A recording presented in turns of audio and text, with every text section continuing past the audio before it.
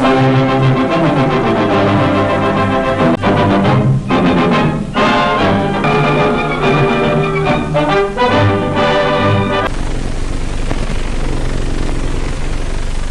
flagelo das águas assola Porto Alegre. Guaíba, rio que banha a capital do estado do Rio Grande do Sul, cresceu com as chuvas torrenciais que há um mês caem impiedosamente sobre todo o território estadual e inundou as ruas e bairros inteiros da metrópole. Nas memórias arquivadas nos departamentos técnicos locais, dava-se como insuplantável a enchente que suportou a cidade no ano da graça de 1873. Hoje, porém, os técnicos autorizados afirmam com segurança que esta é superior a todas as que se verificaram neste estado. Direi apenas que a altura das águas acima do nível habitual atingiu no seu apogeu a 4 metros e 73 centímetros e adiantarei ainda que a altura das chuvas subiu a 619 milímetros num período chuvoso de 35 dias. Com isto, satisfarei os técnicos entendidos. Mas para os leigos que não possam aquilatar por estes dados a extensão exata do que ocorre, reservo quadros fortes, flagrantes e entristecedores da tragédia que veio sacudir violentamente o povo tranquilo e laborioso desta muito leal e valerosa cidade de Porto Alegre. Lancem a vista um momento sobre o porto da cidade. Vejam os armazéns, cheios de preciosos depósitos, que ficaram de imediato à mercê das águas do rio em ascensão. E saibam que dia e noite, com afinco, trabalhadores que foram pagos à razão de até 15 mil reais horários procuraram salvar essas mercadorias, das quais depende muito o abastecimento da população cidadina. A enchente inutiliza assim o primeiro ponto estratégico, vital para qualquer cidade. E os guindastes cinzentos, parados no ar como gigantes mortos, ficaram com os braços perdidos num gesto grande de inutilidade. A água barrenta e irisada que escreve esta página memorável da história de Porto Alegre continua a subir. Avança, serena, numa serenidade que inquieta, que intranquiliza.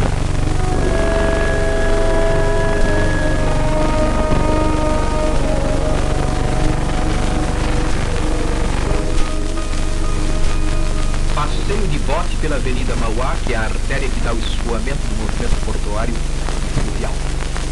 Tem um aspecto de lagoa enorme. Sua impraticabilidade é um problema para a navegação de cabotagem, que ela serve em termos normais. Vejo importantes repartições públicas situadas na Avenida Mauá, já invadidas pelas águas. A Guarda-Moria da Alfândega, a Secretaria da Fazenda e as de Obras Públicas que fica ao fundo. Órgãos imprescindíveis da administração pública, impossibilitados de funcionar.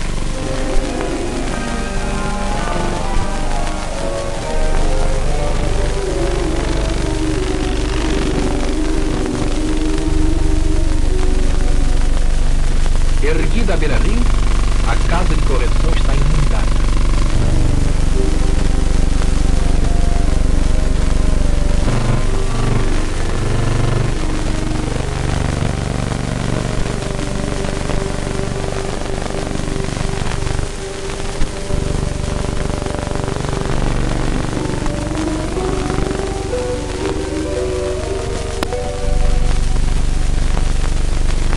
Ao lado do presídio, assisto ao desastre provocado pela água nas oficinas de garagem do Departamento Autônomo de Estados de Rodagem.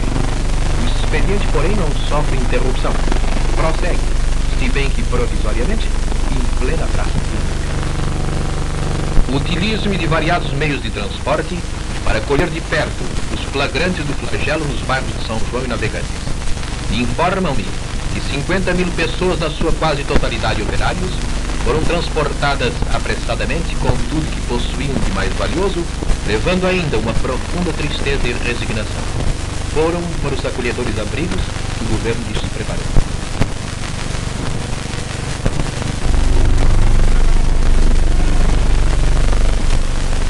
Estes dois bairros, celeiros da metrópole, são como duas cidadezinhas abandonadas precipitadamente à fúria dos elementos que se avizinhavam. Um ar de tristeza apavorante, cerca de luto este quadro desolador. É calamitoso que assisto. Procurei penetrar até os mínimos detalhes esta horrível tragédia e posso afiançar-lhes que ela ultrapassa, não raro, os limites da imaginação mais definida.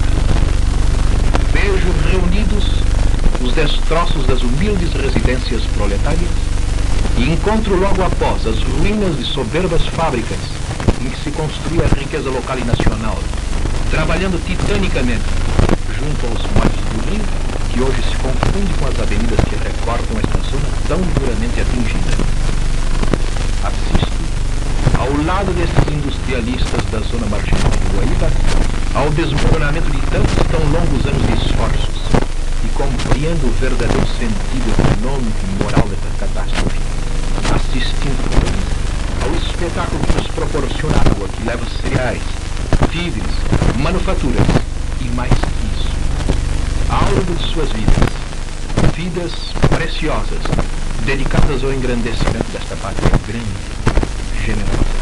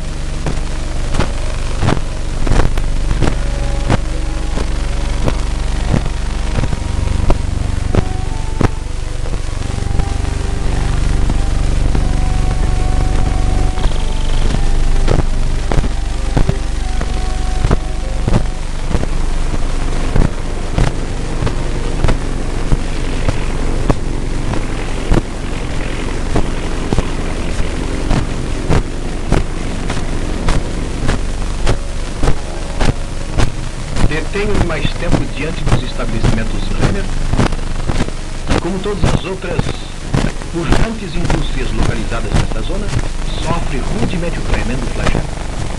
Estou diante de um dos mais audaciosos empreendimentos da perseverança humana.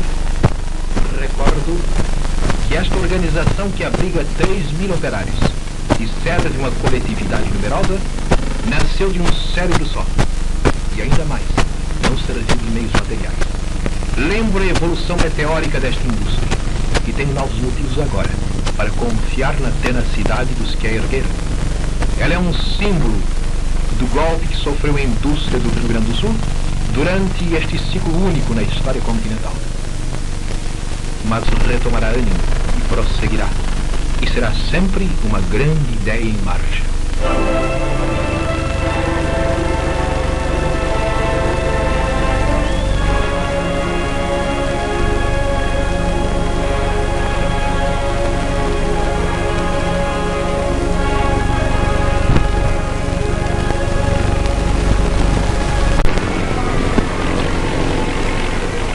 Navego novamente em Voluntários da Pátria para atingir a estação central da aviação férrea do Rio Grande do Sul. É daqui que partem, em épocas normais, os trens que percorrem diariamente a extensa rede ferroviária do Estado, dinamizando o comércio e a indústria de todo este território, pelo transporte incessante das matérias-primas, desde a origem até os locais em que são aproveitadas.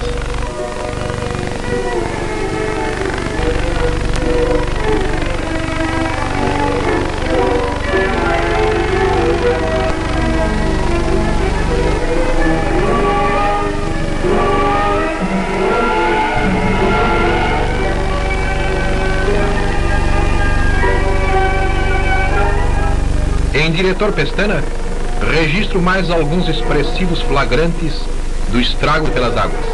Neste ponto está localizado um depósito de carros da aviação férrea.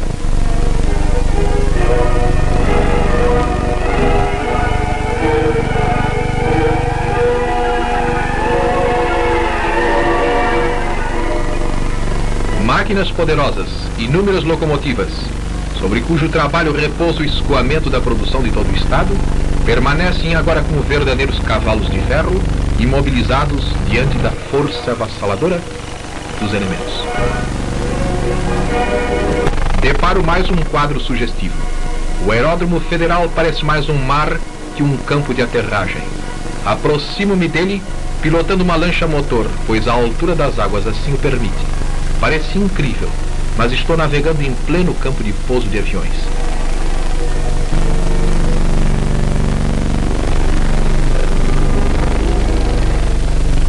A Varig, empresa de transportes aéreos que serve o Rio Grande do Sul, tem seus hangares aqui localizados. Agora foi levada a transferi-los para o aeródromo da Air France, em Gravataí, a fim de nos suspender seu tráfego com o interior. Seus escritórios de emergência, a Varig instala-os à Rua dos Andradas. O aeroporto da Paner foi o primeiro a ser atingido. Os depósitos de combustível da cidade são pontos vitais que sofrem igualmente a visita das águas. Ficam desde cedo impedidos de fornecer o carburante aí depositado e do qual a população tanto precisa para movimentar automóveis e caminhões com que atender ao tráfego que cresceu anormalmente. O governo, em vista disso, vê-se obrigado a tomar medidas de racionamento para os combustíveis.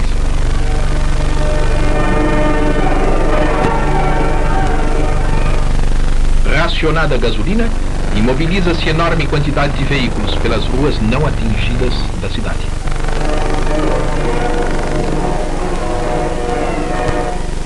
Entre mentes, a usina elétrica é invadida pelas águas. Porto Alegre ficará sem luz durante 3 dias. O flagelo, porém, continua estendendo-se como um gigantesco polvo. Encontro a hidráulica municipal cercada pelas águas. A cidade ficará 3 dias também sem água potável. Esforços ingentes, porém, restabelecem esses serviços 80 horas após haverem cessado. Alastra-se a tragédia. Agora é a assistência pública, sediada à Rua Coronel Vicente, que se vê inundada. Transfere-se rapidamente e reorganiza-se no pavilhão Daltro Filho da Santa Casa de Misericórdia.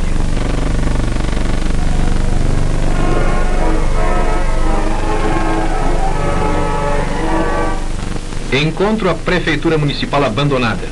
Seus departamentos mais importantes tiveram de situar-se no Palácio do Governo do Estado. Navegando sempre, ora em bote, ora em lanchões, logo mais em seguros caiques, chego à Praça Senador Florencio, o coração da metrópole. Todos os importantes órgãos públicos situados aqui, Correios e Telégrafos, Delegacia Fiscal, Caixa Econômica Federal, bem como o Banco Nacional do Comércio, veem as águas subirem a mais de 1 metro em seu interior.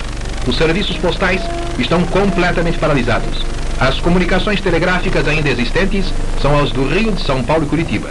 Cercados de água até a cintura, dedicados funcionários procuram mantê-las, pois são as únicas possíveis neste momento angustioso, de vez que todas as estradas estão fechadas, que a pequena navegação é arriscada ao extremo e só permanece praticável a navegação aérea a fim de ligar Porto Alegre ao resto do Brasil.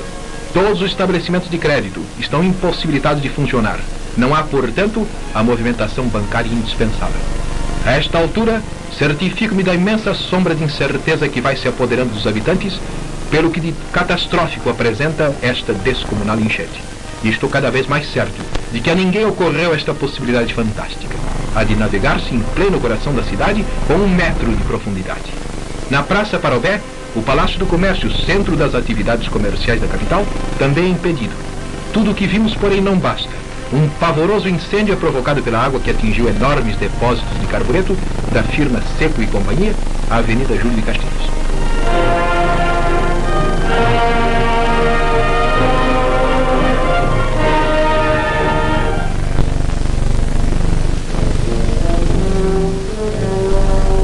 Novamente em Gravataí, registro este aspecto dos frigoríficos aí localizados.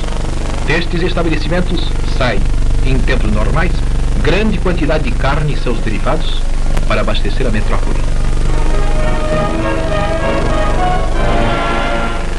Na Vila Assunção, começara a Prefeitura Municipal há meses atrás a construir providencialmente um ponto de atracação para o ferryboat que dentro de pouco tempo unirá a capital aos municípios fronteiros.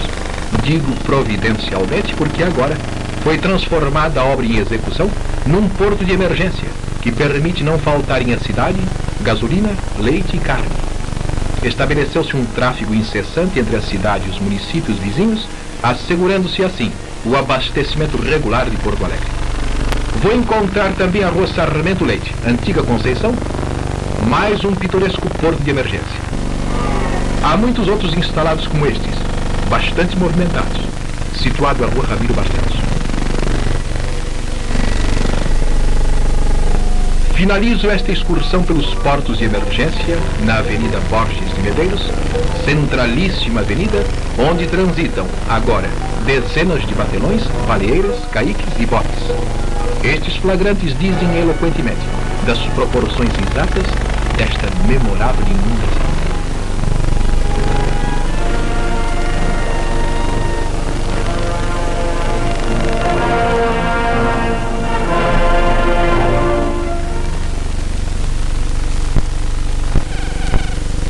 Sobre o governo, recaiu a enorme responsabilidade de socorrer de imediato as dezenas de milhares de vítimas do flagelo. Navegantes de São João despovoam-se em 3 dias. Mais de 50 mil habitantes desses populosos bairros viram-se na emergência de procurar abrigo e socorro público. A própria delegacia de polícia do distrito sofre igualmente a visita das águas. As autoridades são forçadas a abandoná-la e transferi-la. Delegado, inspetores, guardas civis, dia e noite, tendo como ponto de partida a Rua Pereira Franco, empregam-se nos trabalhos de salvamento das vítimas deste distrito puramente operário. Abro aqui um merecido parênteses. Quero referir-me ao esforço ingente da Polícia, do Exército Nacional, da Diretoria de Aviação Fluvial, da Brigada Militar, do Departamento Autônomo de Estradas de Rodagem, da Capitania dos Portos, dos Tiros de Guerra, dos inúmeros particulares possuidores de pequenas embarcações, do pessoal de bordo dos navios surtos no porto local, todos empregando o máximo de seus esforços, em perfeita conjugação, no sentido de levar a cabo a tarefa de salvamento de milhares de pessoas, missão que levaram ao fim, sem descanso, sem desfalecimento, arriscando a saúde e a própria vida, improvisando meios que servissem ao objetivo procurado. As águas aqui subiram vertiginosamente. Milhares de indivíduos amanheceram neste e noutros bairros, mas especialmente neste, com a água à beira de seus leitos. A cheia desafia a intrepidez dos que a querem dominar, mas em vão. Poucas horas depois de soar o alarme, o governo fazia executar providências destinadas a sanar a gravíssima situação que se apresentava. Um movimento esplêndido de solidariedade humana tem lugar então. Porto Alegre em peso quer contribuir. 1000 residências privadas e inúmeras sociedades particulares se oferecem para recolher as vítimas da enchente. A população corre a subscrever donativos nas listas abertas à generosidade pública pelos jornais e estações de rádio. Estas últimas suspendem serviços normais e colocam-se com um meio de ligação permanente, informando, tranquilizando, mantendo enfim a comunicação de Rio Grande com o resto do Brasil. Farroupilha transformada em posto de socorro. Colchões, roupas, agasalhos, tudo ela recebe e distribui rapidamente às vítimas da enchente. A lista de donativos aberta através de seus microfones sobe em poucos dias a 160 contos. O governo instala em poucas horas mais de uma centena de albergues para os flagelados em prédios públicos, inclusive grupos escolares. A organização desses abrigos é perfeita. Sua direção está a cargo das autoridades.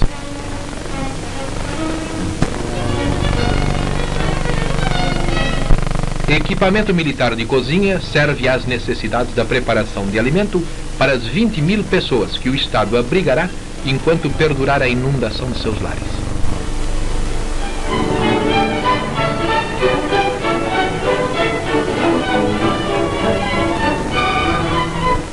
O presidente da Liga de Defesa Nacional examina o almoço que vai ser distribuído. Está em condições. Cada albergado recebe agora sua ração abundante e sadia. A vida nos abrigos transita alegre e disciplinada. A petizada tem passeios e largos pátios onde se espraiar. Os homens têm um teto e amparo seguro onde esperar dias melhores.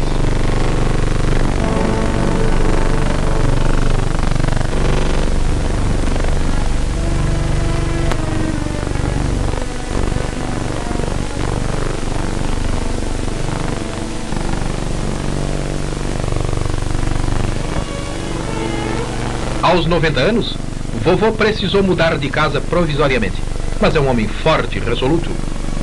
No ginásio Anchieta, bem como em todos os outros estabelecimentos de ensino da capital, agasalham-se os flagelados. Este é um dos postos de maior movimento. Cerca de 800 pessoas são entregues aos cuidados dos padres jesuítas.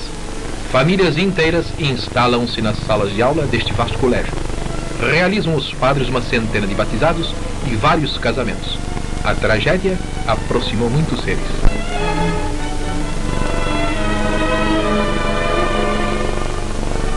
Encontraram-se aqui, ela 104 anos, ele 95. Casaram-se ontem. Para os lactentes, há em todos os albergues um serviço bem cuidado de distribuição de leite.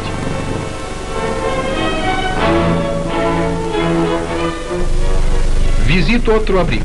É o Instituto de Educação com suas dependências adaptadas para este fim. O magistério público presta aqui, e nos outros grupos escolares, destacada colaboração com as autoridades.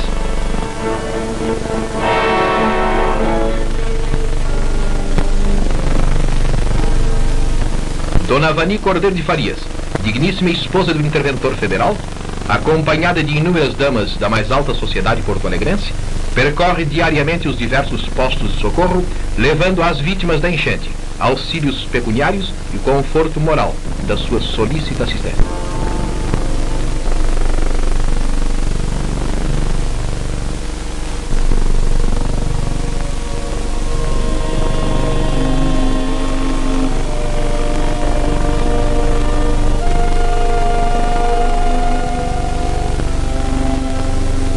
Na Igreja Martim Lutero está sediado outro importante albergue. Também aqui pode-se observar a perfeita organização dos serviços que o Estado organizou com carinho.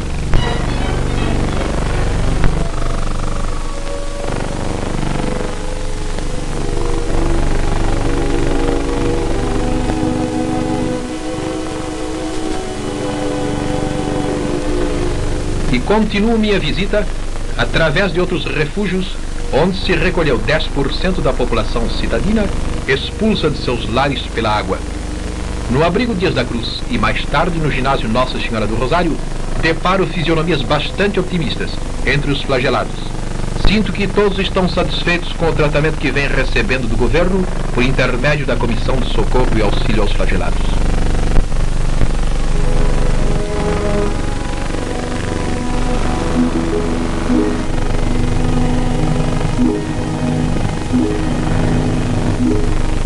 Testemunho mais um comovedor espetáculo de solidariedade na Casa de Correção de Porto Alegre. A padaria do presídio mobilizou várias dezenas de detentos que agora trabalham diuturnamente no preparo do pão que consomem os flagelados recolhidos nos albergues públicos. Saem daqui 30 mil pães diariamente. E que pães saborosos!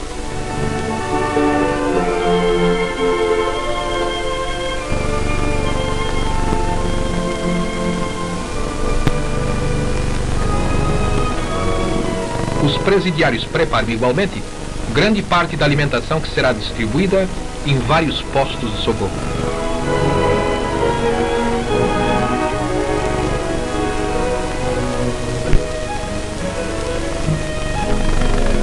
Quando declinam as águas, alguns abandonam os abrigos e voltam às suas casas.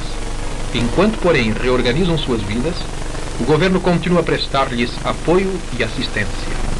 Todas as famílias recebem uma determinada quantia em dinheiro e diariamente podem recorrer a estes postos distritais, onde são entregues, de acordo com as necessidades de cada um, os víveres, gêneros, etc., precisos para sua manutenção.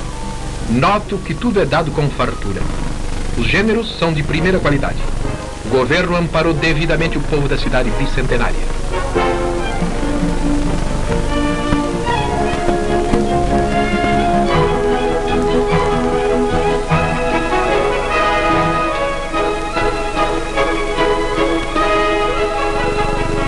A comissão de técnicos especializados, enviada pelo presidente Getúlio Vargas para estudar as causas e os efeitos da calamidade presente, visita, em companhia do senhor interventor federal, as fábricas e as grandes indústrias mais prejudicadas com a cheia do Guaíba.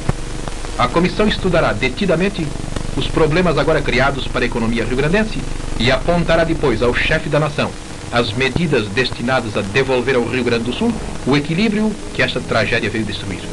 A fábrica Renner é uma das que, em primeiro lugar, recebe a visita da comissão. A altura que a água atingiu neste interior foi de 2 metros e 30 centímetros, cobrindo dessa forma o valioso maquinário, bem como os quadros de distribuição da energia elétrica. Muito tempo será preciso para que este baluarte da indústria rio-grandense esteja novamente em condições de funcionar regularmente.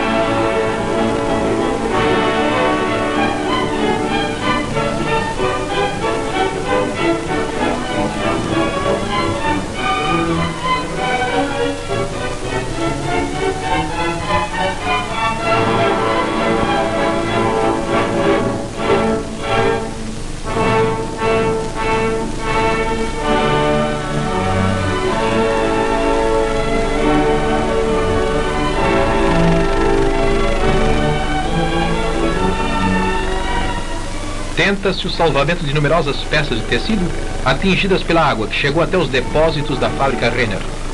Além das casimiras já prontas para o consumo, a água deteriorou os grandes depósitos de linho da mesma indústria.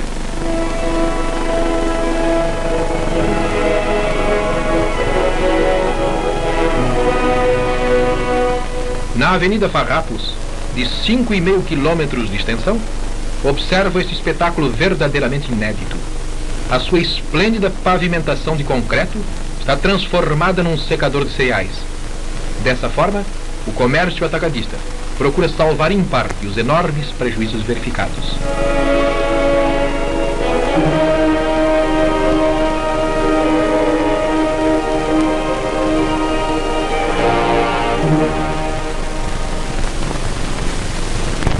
Novamente a bordo de um avião, dirijo-me ao bairro do Menino Deus. É dos que mais tem a lamentar a fúria do flagelo. Ruas e avenidas inteiras estão inundadas, ficando fechadas para o trânsito. A água consegue isolar grande parte deste arrabal. Distingo a ilhota, onde a devastação foi total. Centenas de casinholas de madeira ficaram irremediavelmente perdidas ou grandemente danificadas pelas águas. Aproximo-me de lancha até o orfanotrófio Pão dos Pobres, cujo Liceu de Artes e Ofícios teve prejuízos totais.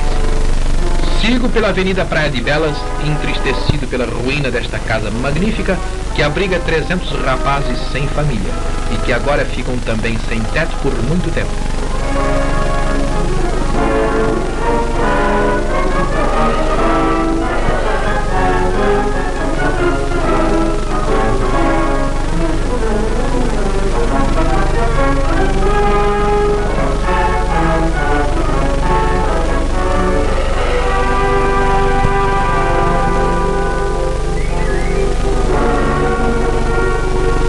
Descortino os quartéis dos batalhões de caçadores da Brigada Militar e outras dependências dessa briosa força desalojada pela água. Esta é a Avenida Getúlio Vargas. Encontro-a inundada no trecho compreendido entre a Praça Garibaldi e a Rua Marcílio Dias.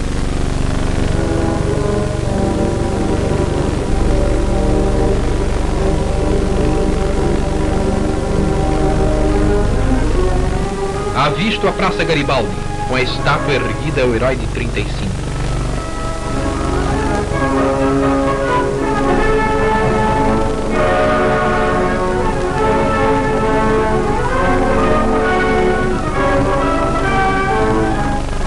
pitoresca Rua da Margem, das mais tradicionais de Porto Alegre, oferece este aspecto realmente desolador.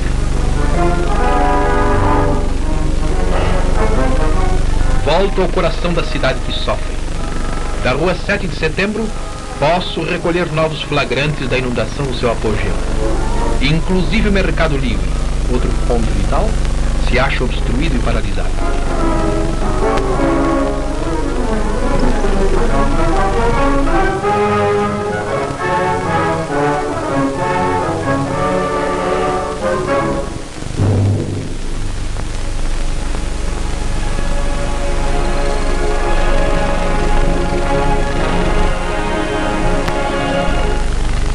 Servindo-me de variados meios de transporte, atinjo a Avenida Júlio de Castilhos e mais tarde a Rua Voluntários da Pátria, artérias de vários quilômetros de extensão. Elas representam uma cadeia contínua de grandes armazéns e depósitos que reúnem o alto comércio atacadista da cidade, de cuja atividade depende a evolução econômica da capital. E sou levado a concluir que a grande enchente que ora avassala Porto Alegre não determina apenas danos individuais e domésticos. Tenho presente o que significa para o Estado o tempo de que necessitarão o comércio e a indústria para fugirem à lógica e natural fase de vacilação e incerteza que se seguirá a esta calamidade. Pergunto-me até onde irá este ato industrial e comercial que paralisou ou entorpeceu por longo tempo as energias que fizeram com que o Rio Grande do Sul figurasse nas estatísticas com a produção industrial de 1 milhão de contos anuais. Medito um momento sobre os prejuízos que esta inundação trará ao erário público pelo decréscimo das rendas, logicamente proporcional ao desgaste da economia privada. E tenho agora diante de mim, com uma fidelidade chocante, as linhas gerais com que situar a dolorosa situação da economia rio-grandense no momento em que ela é atingida fundamente pelo maior desastre de que há memória no continente.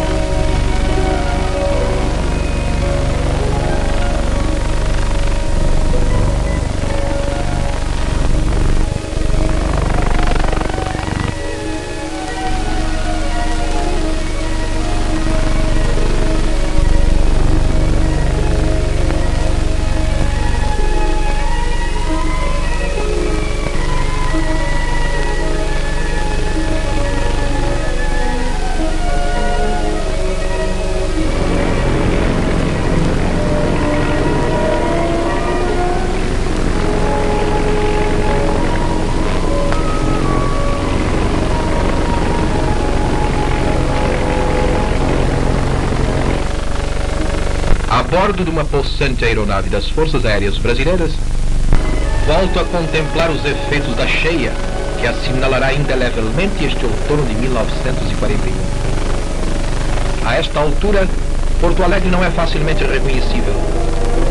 Lá embaixo, trabalha-se com energia para restabelecer o equilíbrio de atividades necessárias à vida da metrópole flagelada. Luta-se muito, multiplicam-se os esforços, reage-se finalmente, cada um de acordo com a circunstância, mas todos à altura da situação.